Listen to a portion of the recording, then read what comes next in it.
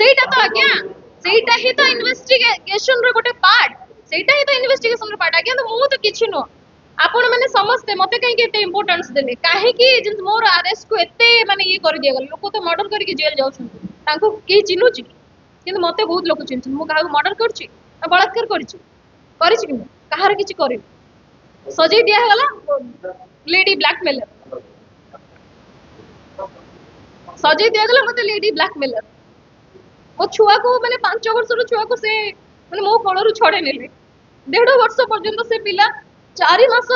1.5 ବର୍ଷ ଭିତରେ 4 ମାସ ସେ ଟୋଟାଲ ଘରୁ ବାହାରିନି ଏଇଭଳିଆ ପୋଜିସନ କରିଦେଇଥିଲେ ସେ ମୋ ହାତରୁ ଖାଉଥିଲା ମୋ ହାତରୁ ସେ ଖାଇବା ବି ଛାଡି ଦେଇଥିଲା କୋଉ ପୋଜିସନ ଆମ ଘରର କରିଦେଇଥିଲେ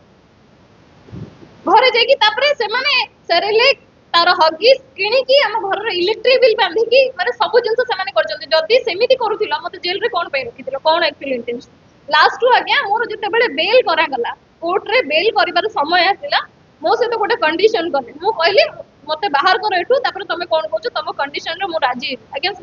ମୁଁ ମରିବା ପରିସ୍ଥିତିରେ ଥିଲି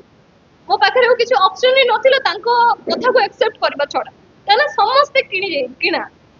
स्टाफ ठू आरंभ करी जेल ठू आरंभ करी एडमिनिस्ट्रेशन ठू आरंभ करी समस्त के किणा हे मो कथा किए सुनिबो मो कथा किए सुनिबो मु सेठी लाचार थिली गणमाध्यम भी से न्यूज रे तांकोरी रिपोर्ट्स रे समस्त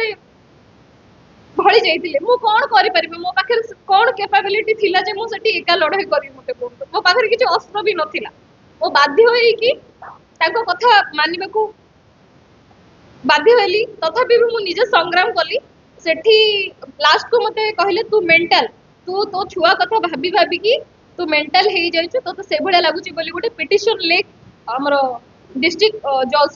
ଗୋଟେ ପିଟିସନ ଲେଖ ବୋଲି ଜବରଦସ୍ତି କରେଇଲେ ମୁଁ କହିଲି ନା ମୁଁ ଲେଖିବି ନାହିଁ ପଛେ ମୁଁ 10 ବର୍ଷ ଜେଲରେ ରହିବି ମୁଁ ଭୁଲ କରିଛି କଣ କରିଛି ସେଟା ତ କୋର୍ଟ ଡେଫିନେଟଲି ଦେଖିବ ଆଜି ନହେଲେ କାଲି ଦେଖିବ ମୋର ସେ ବିଶ୍ୱାସ କୋର୍ଟଙ୍କ ଉପରେ ଅଛି ତ ଆପଣ ଯାହା କରନ୍ତୁ ମୁଁ କୌଣସି ମେଡିକାଲ ଗ୍ରାଉଣ୍ଡ ନେବି ନାହିଁ କି କୌଣସି ମୋର ମେଣ୍ଟାଲ ଇନଷ୍ଟାବିଲ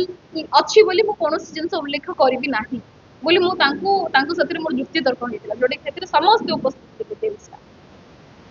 तू साइकाट्रिक ହେଇଛୁ ତୋର ମେଣ୍ଟାଲ କଣ୍ଡିସନ ଠିକ ନାହିଁ ବୋଲି ମତେ ସେତିକି କରାଯାଇଥିଲା ମତେ ଜବରଦସ୍ତି ମେଡିକାଲ ନବା ପାଇଁ ଟ୍ରାଏ କରିଥିଲେ ମେଡିସିନ ଦବା ପାଇଁ ଟ୍ରାଏ କରିଥିଲେ ଇଞ୍ଜେକ୍ସନ ଦବା ପାଇଁ ଟ୍ରାଏ କରିଥିଲେ ବହୁତ କଷ୍ଟରେ ଆଜ୍ଞା ମୁଁ ସେଠୁ ବର୍ତ୍ତିକି ଆସିଛି